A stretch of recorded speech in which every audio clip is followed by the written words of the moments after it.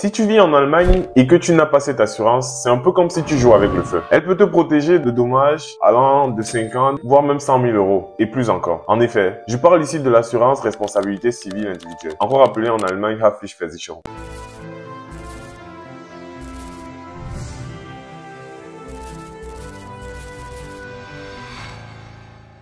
Bonjour à tous, mon nom est Donald Mekoncho et dans cette série de vidéos, j'aborde aujourd'hui avec vous la question de l'assurance responsabilité civile individuelle. Certains d'entre vous me diront qu'ils ne la connaissent pas, mais la plupart très certainement font semblant de ne pas savoir, c'est-à-dire qu'on fait comme si elle n'existait pas, on l'ignore. Et pourtant, c'est très vite arrivé qu'un sinistre soit causé à un tiers au point donc qu'il faille en répondre, c'est-à-dire indemniser la personne. Et ça, c'est exactement le rôle de l'assurance individuelle au titre de responsabilité civile. Dans cette vidéo, nous allons donc aborder la question de savoir à quoi ça sert concrètement, quels sont les cas pratiques d'une telle assurance, mais surtout aussi quels sont les risques encourus lorsqu'on n'y a pas souscrit. Premièrement, commençons à comprendre pourquoi c'est obligatoire entre guillemets, en tout cas pour nous chez Chemit Insure, obligatoire pour tous les clients avec lesquels nous travaillons. Parce que en Allemagne, le terme utilisé déjà se dit Haftpflichtversicherung. Haft pour responsabilité, le fait d'être redevable. Pflicht se traduit avec le sens obligatoire et Versicherung pour assurance. Donc dans le mot déjà, on a assurance responsabilité civile obligatoire, même si ici l'obligation est presque théorique. Il faut savoir que le texte de loi allemand qui va s'apparaître tout en bas donne l'obligation de rembourser ou alors d'indemniser la personne à qui on causerait un éventuel tort à un tiers. C'est exactement cette loi qui sert en réalité d'invitation, à dire chacun de nous devrait souscrire à une assurance responsabilité civile individuelle. En rappelant encore qu'elle ne coûte que 50 € par an. Je pense que vous voyez à quel point le calcul est vite fait. Les cas pratiques où cela prend effet sont à l'exemple, lorsque vous louez un appartement, 90% des bailleurs vont l'exiger. Juste à titre de bonne foi, en tant que locataire, vous justifiez que vous êtes responsable parce que vous avez une telle assurance. Mais aussi, lorsque vous inscrivez même vos enfants à l'école ou à la kita, il peut arriver que certains établissements, certaines régions, certaines villes exigent une pareille assurance de la part des parents. Mais plus encore, ça peut carrément vous éviter même la prison ou alors une insolvabilité. C'est-à-dire qu'on soit obligé de vous déclarer totalement insolvable parce que vous n'avez pas été en mesure de rembourser un sinistre ou un dommage causé à autrui. L'exemple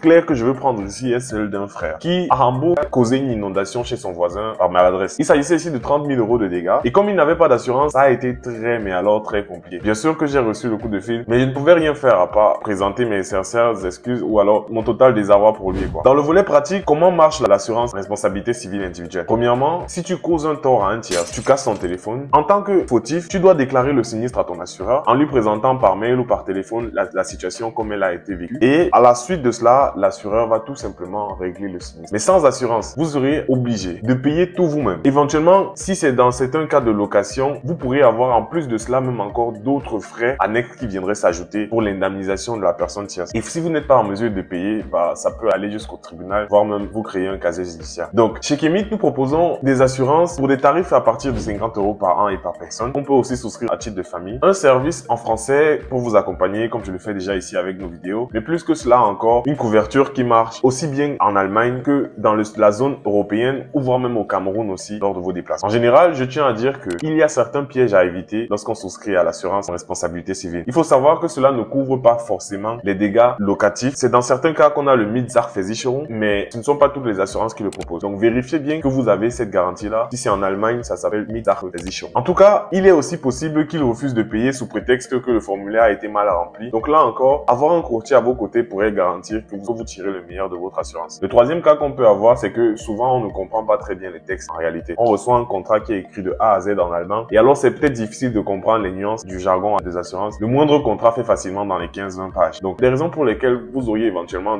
besoin de trouver un partenaire sûr, dans le meilleur des cas un partenaire qui comprend vos réalités, qui peut vous conseiller même en français. Dans ce cas-là, mon équipe et moi vous invitons à prendre contact avec nous via les différentes plateformes en utilisant nos contacts que vous avez ici. À la suite de cette vidéo, vous aurez éventuellement la fiche de produit que vous pouvez télécharger. N'hésitez pas à la consulter et contactez-nous en cas de question.